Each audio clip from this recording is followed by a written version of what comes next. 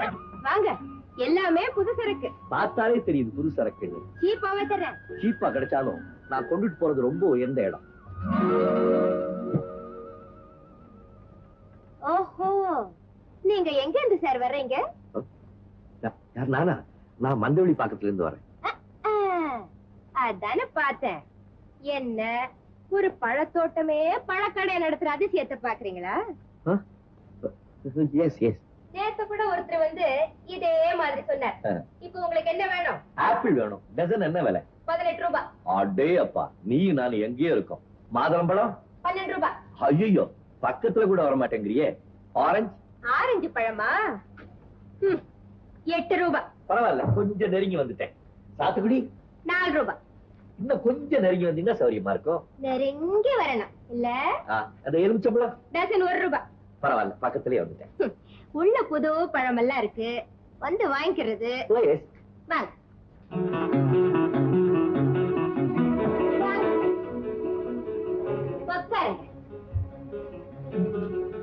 ஏயா, உனக்கு என்ன திமிரு இருந்தா இப்பதான் உங்ககிட்ட நெருங்கி வந்திருக்கேன்னு சொல்லுவேன். என்னது நெஞ்சு சட்டையை பிடிச்சிட்டு திமிருக்கு பிறகு மரியாதை எல்லாம் பேசுற? மந்தவள்ளி மன்னாரு, உனக்கு மரியாதையா வேணும் இப்பதானே சொல்றேன். ஐயோ தாத்தா தாத்தா, ராமனே ஆள் யாருன்னு தெரியுதா? நேத்து வந்தானே தீ விட்டு தெரியா, அவன் சிஷ்யா. விடாதீங்க.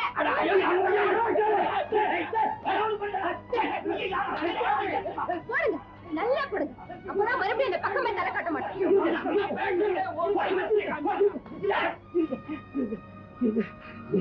ஏன் எல்லாரும் என்ன அடிக்கிறீங்க? நான் காரணம் தெரிஞ்சுக்கலாமா? செய்யறதே செஞ்சுட்டு கேள்வி வரையா? சரியான கல்லுளி மங்கனா இருப்பான் போல் இருக்கு. ஐயோ, ஒரே ரத்தமா இருக்கு. இப்படியே நான் வேலைக்கு போனா யாரும் என்ன சேர்த்துக்குவா? கொஞ்சம் தண்ணி குடுக்குறீங்களா? மூஞ்சிய கழுவிட்டு போறேன். நான் வெளியில அடிபட்ட விஷயம் எங்க அத்தானுக்கு தெரிஞ்சா என்ன வீட்டை விட்டே விரட்டிடுவாரு. அது யாரா உங்க அத்தா? அப்பத்தூர்ல கிளாஸ் ஃபேக்டரி வச்சிருக்காரு ராஜசேகரன். அவர்தான். ராஜசேகரன் உங்க அத்தானா? ஆமா, என்ன ஒரு வேலைக்கு சிபாரிசு பண்ணி லெட்டர் கொடுத்து அனுப்பிச்சாரு. போகும்போது வெறும் கையா போகக்கூடாதுங்கிறதுக்காக பழம் வாங்கிட்டு போலான்னு வந்தேன், அவ்வளவுதான். ராணி, இது பெரிய இடத்து பிள்ளைமா, பெரிய இடத்து பிள்ளை. நீ தப்பு பண்ணிட்டமா, தப்பு பண்ணிட்ட. ஐயோ, நான் ரவுடி பையன் நினைச்சேன். நீ ஏன் இதை முதல்ல சொல்லாம உப்புன்னு இருந்த? ஐயோ, ரத்தம் பெரிய வம்பா போயிடும் போல இருக்கே. தம்பி, நாங்க தெரியாதனமா செஞ்சுட்டோம், எங்களை மன்னிச்சிரு தம்பி. பரவாயில்லையா, நான் அடிபடணும்னு இருக்கு. அதுக்கு நீங்க என்ன பண்ணுவீங்க? இந்தயா தண்ணி.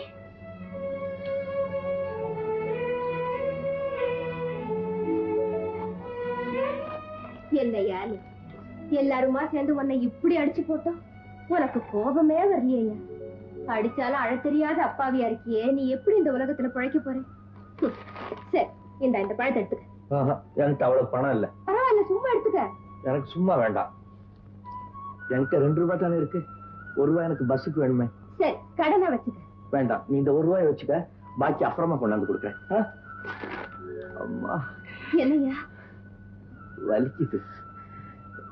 பரவாயில்ல, சரியா போயிடும்.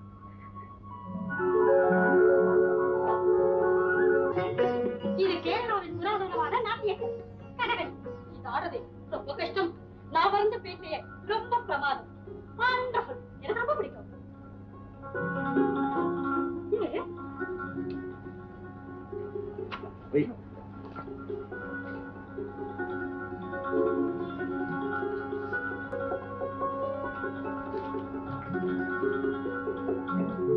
Wonderful, wonderful.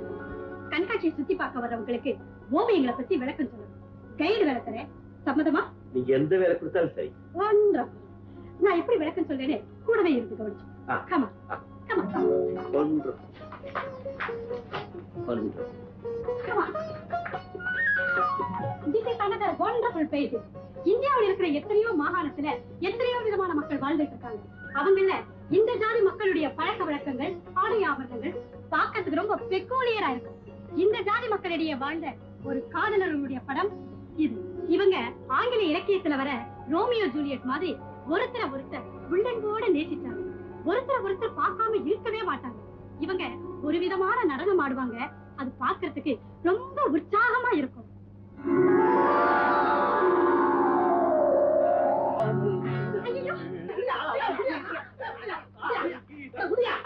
இது என்ன சுத்த காரியத்தனமா இருக்கு? கண்காட்சி பார்க்கலாம்னு வந்தா நீ பாட்டு கட்டி பிடிச்சிட்டு டான்ஸ் ஆடுறியே. பழக்கடை ராணி இல்ல, இது பூந்தோட்டம் இல்ல. Wonderful wonderful. நீ ராஜசேகரன் மச்சனன்றதுனால உனக்கு நான் வேலை கொடுத்தேன். நீ இவ்வளவு அநாகரிகமா நடந்துக்கிட்டியே. You are dismissed.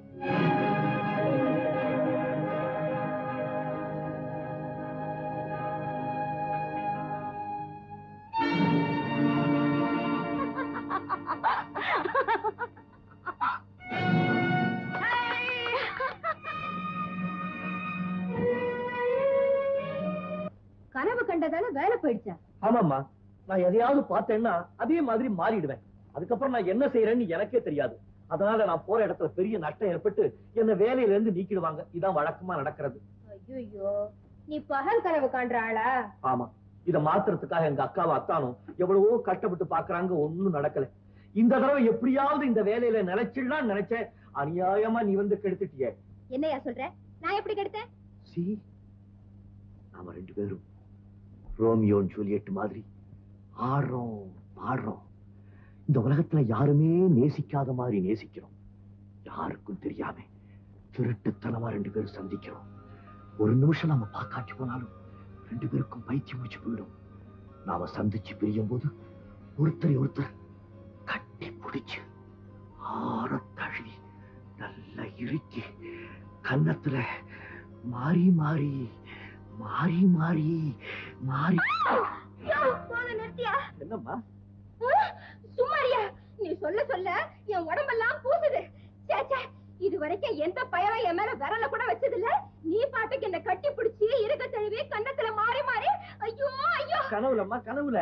கனவா இருந்தாலும் சரி, கத்திக்கா இருந்தாலும் சரி, என்னதானே அப்படி எல்லாம் பண்ண? அம்மா, என்கிட்ட சொன்னதே இவ்வளவுன்னா இன்னும் சொல்லாம என்னன்னா பண்ணிருப்பேன். ஐயோ, சத்தியமா சொல்றேன், உங்ககிட்ட சொன்னதுதான் செஞ்சேன். மேற்கொண்டு நான் ஒண்ணுமே செய்யல. நான் நல்ல பையன். ஊர்ல எல்லாத்துக்கிட்டையும் கேட்டு பாரு.